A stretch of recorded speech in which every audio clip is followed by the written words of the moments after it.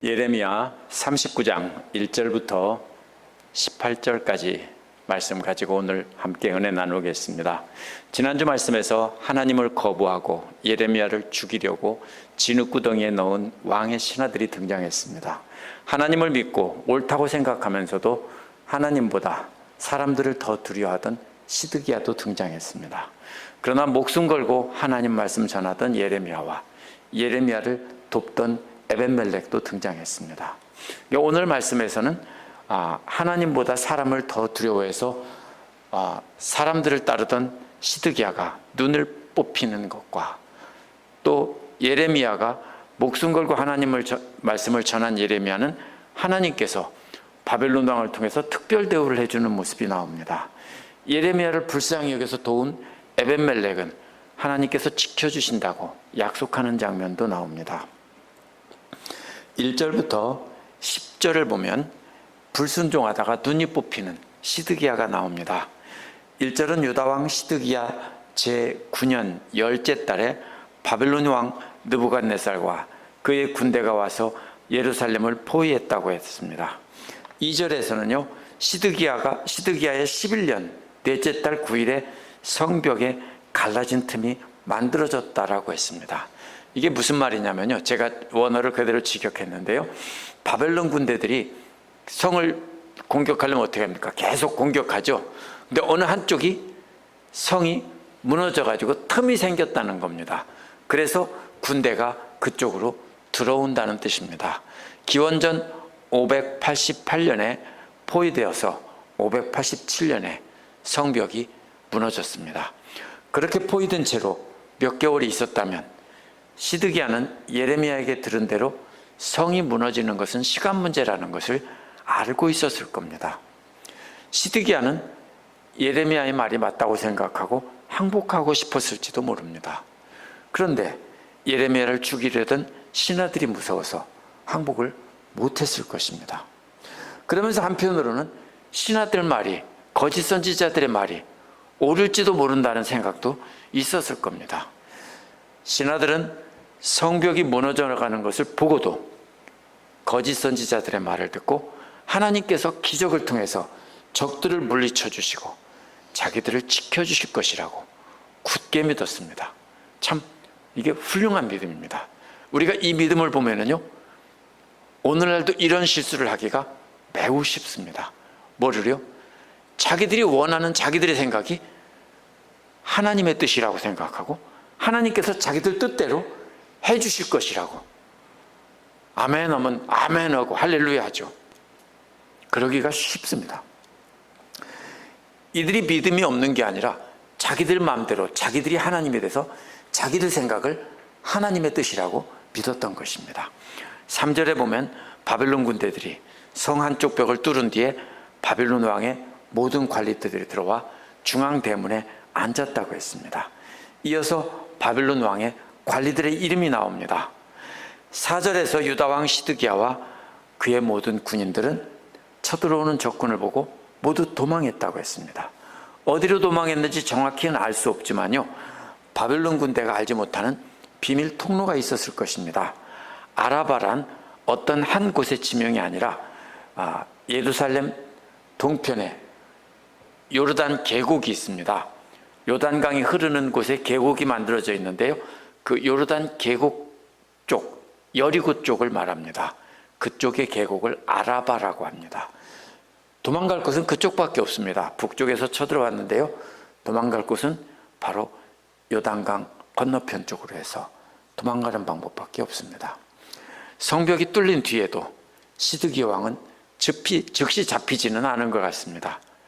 어쩌면 바벨론 왕의 고관들은 시드기야를 잡는 일이 중요하다고 생각하지 않았을 것입니다. 어쩌면 시드기야는 도망가지 않고 순순히 나와서 목숨을 살려달라고 할 것이라고 생각했을 겁니다. 상식적으로 그렇죠.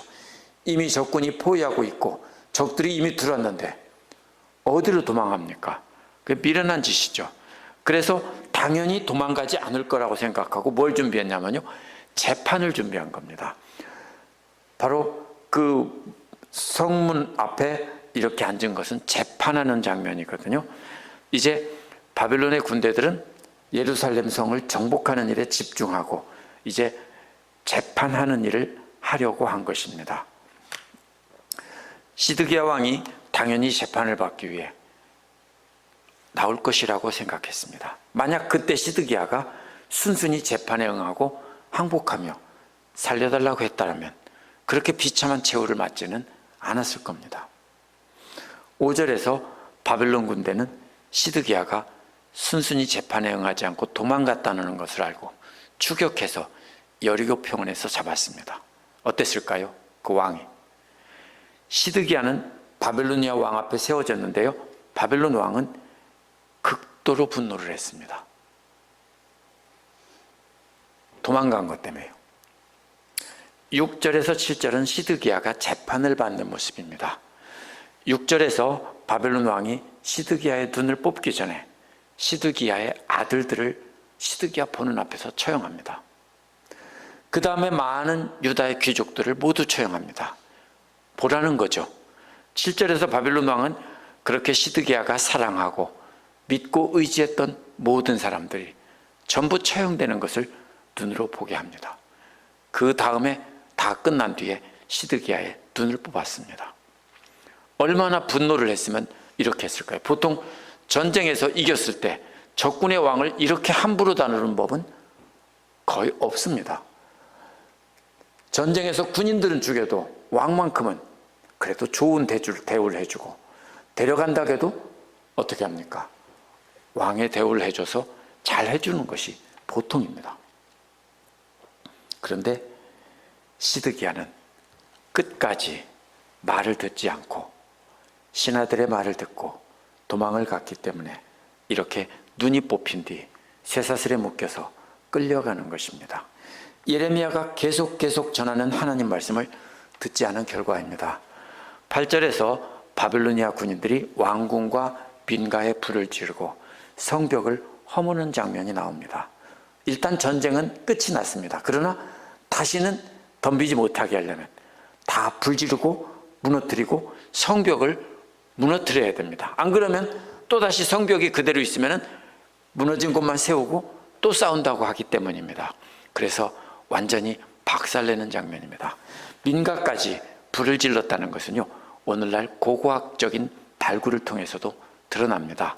현재 성벽의 동쪽 사면에 있는 땅에서 민가가 파괴되었다는 증거들이 나옵니다. 9절에서 10절은요, 농사를 지을 하층 농민들만 일부 남겨두고 다 잡아가는 모습입니다. 학자들에서부터 기술자까지 전문적인 지식과 기술을 가진 사람은 다 잡아가고요, 가장 빈민이고 무식하고 아무것도 모르는 사람들은 남겨놓고 포도원과 농토에서 일을 하게 한 것입니다. 왜 그렇게 했을까요? 잡아간 사람들은 그들의 지식과 기술을 이용해서 바벨론을 위해서 일하게 한 것입니다. 예를 들면 우리나라 임진왜란 때도 뭘 잡아갔습니까? 도공과 도자기 만드는 기술자나 이런 기술자들을 많이 잡아가서, 그래서 일본의 문화가 굉장히 발달하고 건축기술 이런 모든 것이 크게 발달했던 그런 것이 실제로 있고요, 그들의 후손들이 오늘날도 있습니다. 전쟁에서 이기면은 그렇게 필요한 사람은 잡아가지만 또 그 땅은 농사를 지어서 농작물이 나와야 그것을 또 세금으로 바치도록 할 것입니다. 그래서 빈민들, 무식한 사람들, 가난한 농민들은 남겨두고 농사를 짓게 해서 그것을 자기들에게 바치라고 한 것입니다. 11절에서 14절은 반대로 순종해서 석방된 예레미야가 나옵니다. 11절, 12절은 바벨론 왕이 자신의 근위대장 느부사라단에게 예레미야를 석방하라고 명령한 내용입니다. 12절은 원어에서 그를 데려다가 잘 보살펴주고 너는 그를 조금도 해치지 말아라고 되어 있습니다. 세 개의 동사입니다. 첫 번째 뭡니까? 데려와라. 두 번째는 잘 보살펴라. 그리고 마지막은 조금도 해치지 말아라. 그리고 하나를 더 추가합니다. 오직 그가 너에게 요구하는 대로 그에게 해주라는 겁니다. 예레미야가 해달라는 것은 다 해주라는 겁니다. 이런 특별한 대우가 어디 있습니까? 이것은 하나님께서 바벨론 왕을 시켜서 하신 일이 분명합니다. 13절은 바벨론 왕이 보낸 고관들 3명의 이름이 나오고 그 밖의 고관들도 보냈다고 했습니다. 이는 바빌로니아 왕이 예레미야에게 아주 특별한 관심을 갖고 있었다는 것입니다. 이렇게 높은 사람들을 보내는 법이 없지요. 누구한테만 그렇게 합니까? 대단한 사람, 왕이나 이런 사람들에게나 이런 사람을 보내는 것인데 아무것도 아닌 하나님의 선지자인 예레미야에게 이렇게 한 것입니다. 14절에서 바벨론 왕이 보낸 사람들이 예레미야를 새로 임명된 총독인 그달리아에게 맡기는 장면이 나옵니다. 그달리아는 예레미야가 해주는 대로, 원하는 대로 해주라는 명령을 받았기 때문에 예레미야에게 물어봤습니다. 그러자 예레미야는 집으로 돌아가겠다고 했을 것입니다. 지금까지 유대의 고관들은 예레미야를 죽이려고 했지만 하나님께서는 시드기야를 통해서 구해주셨는데 이번에는 바빌로니아 왕을 통해서 구해주신 것입니다. 반대로 시드기야는 자신의 살 길을 계속 찾았지만 성이 무너진 뒤에도 도망까지 갔지만 결국은 예레미야가 말한 그대로 비참한 결과를 맞이했습니다. 하나님 말씀에 순종하는 자는 많은 어려움을 당하지만 하나님께서 지켜주시고 반대로 불순종하며 제 뜻대로 제 살 길을 찾는 사람들은 망한다라는 것입니다. 세 번째는 하나님 편에 선 엘리멜렉을 하나님께서 구해주시는 장면입니다. 이 부분이 이상하죠. 전쟁이 끝났는데 다시 또 예레미야가 근위대들에 갇혀 있을 때 그러죠. 이것은 역사적인 기록을 순서대로 말하는 것이 아니라 하나님께서 그 백성들에게 하고 싶은 말씀을 하시기 때문에 이렇게 순서가 바뀌어서 말하는 것입니다. 예레미야가 근위대들에 갇혀 있을 때 옛날 얘기를 하는 겁니다. 주님께서 말씀하셨다고 했습니다. 6절은 에디오피아 사람 에벤멜렉에게 이 성에 재앙을 내리겠다고 선포한 그대로 에벤멜렉이 보는 앞에서 그대로 된다는 겁니다. 복이 아니라 재앙이 내린다고 하는 말은요, 거짓 선지자들과 고관들이 하나님께서 자신들에게 복을 내린다고 떠들며 예레미야와 에벤멜렉을 죽이려고 했기 때문에 반대로 한 말입니다. 복이 아니라, 거짓 선지자들이 말한 대로 복이 아니라 재앙을 내린다는 겁니다. 17절에서 내가 두려워하던 사람들이란 38장 1절에서 예레미야가 전하는 말씀을 들었던 고관들입니다. 이들이 예레미야를 붙잡아서 가둔 사람들입니다. 그런데 궁 안에서 일하는 하인이었던 에벤멜렉입니다. 신분이 높은 사람이 아닙니다. 이 사람이 왕에게 고관들이 예레미야를 죽이려고 한 일을 알린 것은요, 목숨 건 행동입니다.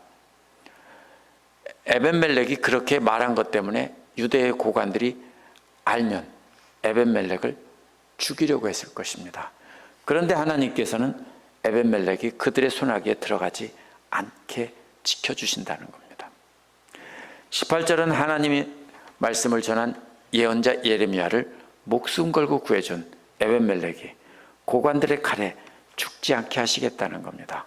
대신 내가 너의 생명을 너에게 상으로 준다고 했는데요, 원어는 이런 뜻입니다. 너는 내 생명을 전리품으로 얻을 것이다. 무슨 뜻입니까? 전쟁에 이긴 편에 섰습니다.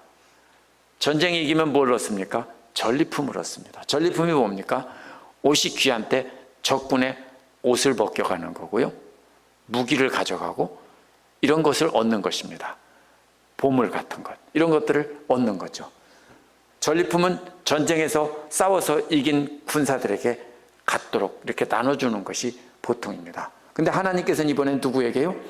에벤멜렉을 하나님의 군사로 취급하고 내게 전리품을 주겠다. 근데 그 전리품이 뭡니까? 내 생명입니다.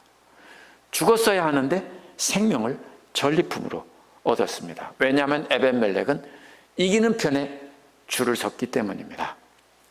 그래서 자신의 생명을 전리품으로 노획한다는 것입니다. 왜냐하면 네가 나를 의지했기 때문이다 라는 말은요, 하나님 편에 가담했다라는 뜻입니다. 16절에서 하나님을 만군의 주라고 소개한 것도요, 모든 군대의 대장, 주인이시라는 뜻입니다. 승리하는 하나님 편에 가담하려고 목숨을 걸었기 때문에 하나님께서 그 목숨을 지켜주셨다는 겁니다. 보통 성경을 해석하는 학자들은요, 예레미야서를 편집한 사람들이 뜬금없이 엉뚱한 곳에 이 이야기를 넣었다라고 말을 합니다. 갑자기 에벤멜렉 이야기가 시간 순서가 바뀌어서 나오기 때문입니다. 그러나 이것은 에벤멜렉의 이야기가 아닙니다. 에벤멜렉은 하나의 예를 든 것이고요, 예레미야는 본래 하나님 편에 속한 사람이었기에 당연히 하나님께서 구해주십니다. 그런데 에벤멜렉은 나중에 하나님 편에 가담했기 때문에 그 목숨을 건져주시고 승리를 전리품으로 얻게 해주신다는 겁니다. 이 말이 무슨 뜻입니까? 잘 보세요. 첫 번째는 하나님 편에 가담하지 않고 악한 자의 편에 가담한 사람들은 다 망했다는 거고요, 하나님 편에 가담해서 하나님의 군사로 싸운 예레미야는 구해주셨다는 것이고, 그 밖에 에벤멜렉뿐만 아니라 하나님 편에 가담해서 항복하고 하나님의 말을 듣고 순종한 사람들은 모두 하나님께서 목숨을 구해주신다, 이런 뜻입니다. 성경은 항상 시간 순서대로 모든 것을 쓰는 역사 기록이 아닙니다. 하나님의 메시지를 기록한 것입니다. 오늘 말씀에 세 종류의 다른 믿음의 사람들이 등장하죠. 시드기야와 같은 믿음입니다. 시드기야는 예레미야 말을 하나님 말로 믿기는 믿었습니다. 그런데 하나님보다 사람들을 두려워해서 행동에 옮기지 못하고 비참한 최후를 맞았습니다. 믿음이란 말이 아니라 행동입니다. 야고보도 행함이 없는 믿음은 죽은 믿음이라고 한 것도 바로 그런 뜻입니다. 마음으로는 믿는데 행동으로 따르지 않는다면 그것은 믿음이 아닙니다. 시드기야가 전적으로 하나님을 믿었다면 성이 무너지기 전에 몇 달 동안 기회가 있었습니다. 그때 항복해야 했어야 됩니다. 성 한쪽이 무너졌을 때 도망가지 않고 항복했어야 됩니다. 하나님 말씀을 믿으면서 동시에 사람들을 두려워해서 사람들의 말을 따르는 우유부단한 것은 믿음이 아닙니다. 오늘날 우리도 중대한 선택을 해야 될 때가 자주 있습니다. 그런데 그것이 하나님의 말씀과 사람들의 말이 충돌할 때가 있습니다. 그런데 어떤 것이 더 좋아 보이냐면요, 사람들의 말을 따르는 것이 내게 유익이 되고 합리적으로 보입니다. 대신에 하나님 말씀을 따르는 것은 불합리하게 보입니다. 손해보는 것처럼 보입니다. 그렇기 때문에 하나님과 우리가 친밀한 관계를 맺어서 하나님과 친해져서 하나님 말이라면 무조건 믿는 그 믿음이 있지 않으면 우리는 자연스럽게 세상으로 끌려가게 되어 있습니다. 둘 중에 하나 선택해야 합니다. 아무것도 의지할 수 없는 것이 없는 막다른 골목에서 죽게 됐을 때 하나님 나 이제 믿을게요, 그거는 믿음이 아닙니다. 믿음이란 말로만 하는 것이 아닙니다. 시드기야와 같은 믿음은 오늘날 우리도 그런 믿음으로 산다면 비참한 최후를 맞을 것입니다. 두 번째는 예레미야 같은 믿음입니다. 예레미야는 단순히 믿는 사람, 하나님 편에 가담한 사람이 아니라 하나님의 장수로서 말씀을 들고 싸운 사람입니다. 영화의 마지막 장면들은 대부분 어떻습니까? 이기는 편이 이기고 악인들은 항상 벌을 받죠. 특히 미국 할리우드 영화들이 다 그렇습니다. 그러나 우리가 예레미야 같은 믿음을 갖고 하나님 말씀 듣고 순종하며 살더라도 악인들에게 고통만 받다가 죽는 사람들도 많습니다. 오늘날 선교사님들도 그렇게 억울하게 죽은 사람들이 많습니다. 하지만 분명한 것은 이 땅에서 하나님께서 즉시 보상해 주지 않으시더라도 하나님께서는 의인과 악인을 분명히 구분해서 상 주시고 심판하신다는 겁니다. 오늘날 우리도 예레미야 같은 믿음을 가지고 사람들에게 욕을 먹으며 하나님 말씀을 그대로 전하면 우리는 하나님의 군사가 되어서 승리하는 것입니다. 세 번째는 에벤멜렉 같은 믿음입니다.